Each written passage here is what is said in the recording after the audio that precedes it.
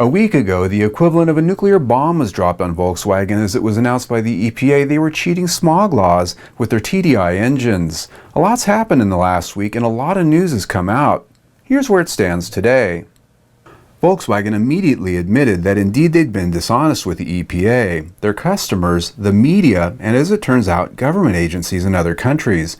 The suspect's software in their cars, which runs clean for tests and dirty for driving, they shared could affect some 11 million cars globally. Because of the size and scope of the matter, which may arguably be the largest scandal of its kind in automotive history, heads began to roll immediately. Professor Dr. Martin Winterkorn, now the former CEO of Volkswagen AG, was the first to lose his job. In an announcement on Friday, Volkswagen installed Matthias Müller as the new CEO, who comes from his previous post at Porsche. That announcement was followed by a complete restructuring of Volkswagen management globally, with much more to come. The company's fallen on their sword for all intents, apologizing for breaking the trust, breaking laws, and promising to cooperate fully with all government agencies who are now coming after them. And there are many, with not only civil penalties and recalls, but quite possibly criminal charges. In the wake of all this, Volkswagen AG stock plummeted this week in trading, losing about 34% of its value after the EPA announcement. With all eyes on Volkswagen, the questions are mounting about what happens next for the owners, dealers, the company, and the very future of TDI itself. So let's start with the owners of TDI cars. As a Volkswagen owner myself and a past owner of a TDI, I know that we can be proud and an enthusiastic lot. It's hard to find a TDI driver who doesn't love their car and take pride in it. Well, at least until now. The cars affected by this matter in the United States include all model year 2009 to 2015 four-cylinder TDI Volkswagens and Audis. Period. At this time, the 3-liter V6 found in the Touareg and Audi models is not yet part of this action, but that could change. Volkswagen issued a stop sale order on all new 2015 and 2016 VW and Audi TDI cars affected by this action. Questions remain as to the saleability of used TDIs by dealers in some areas. I've not yet gotten enough clarity on that yet to say up or down. But for now, the EPA has stated it remains legal to drive them and owners can sell them. And beyond that, nothing needs to be done by owners at this time. And that's the key here. If you own one, the best thing to do right now is nothing. Now is not the time to panic and sell it. You'll take a bath. And waging war on your dealership to fix it right now is also not the best action. There's quite literally nothing they can do about it yet.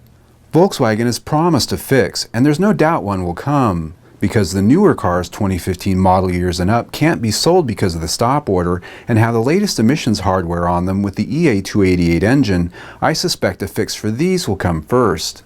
In fact, as of today, it remains unclear to what degree the latest generation EA288 equipped cars are actually affected by this EPA action, other than the EPA has issued a non-compliance letter pending the outcome of their investigation.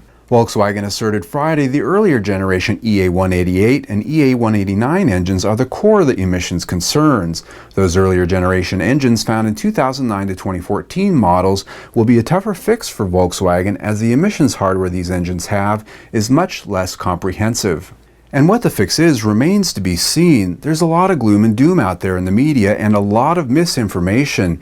Anyone who professes to know exactly what the fix is at this point is speculating, and I'm not going to do that.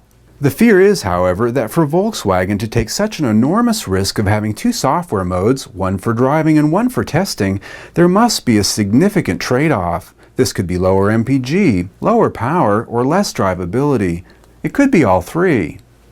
If when the fixes come in, these metrics are less than what buyers expected or were promised when they bought, Volkswagen will face another wave of problems from customers in the form of class action lawsuits and all that comes with, so they're going to be motivated to make this fix a good one.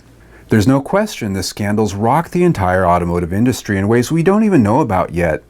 Dealers, factory workers, mechanics, owners, and those in the hall of Volkswagen's engineering departments will all feel the pain. The EPA announced this week they'll be retesting all diesel cars from all manufacturers to see if anyone else needs to be hammered down, and you can bet this matter will have a chilling effect on any future diesel models from anyone who dare market them. And on that matter, let me share that we here at Test Driven TV, myself in fact, have been an enthusiastic owner of these cars. Believe me when I say this scandal is deeply disappointing and sobering on many levels. It raises a lot of questions which I want answered.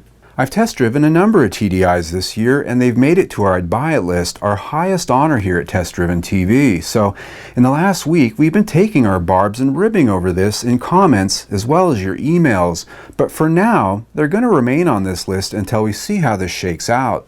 Bottom line, I'm not a knee-jerk kind of guy. I believe that while a lot of facts have come out here, there are quite a few yet that have not. And that said, Volkswagen, like any company, deserves the benefit of the doubt to come up with a fix here. And when that fix comes, believe me, I'm going to be looking at that very closely and hopefully test driving one of these cars. And at that time, we'll reevaluate our position on the TDI models. I'm Sam Haymart for Test Driven TV. I hope you enjoyed the ride.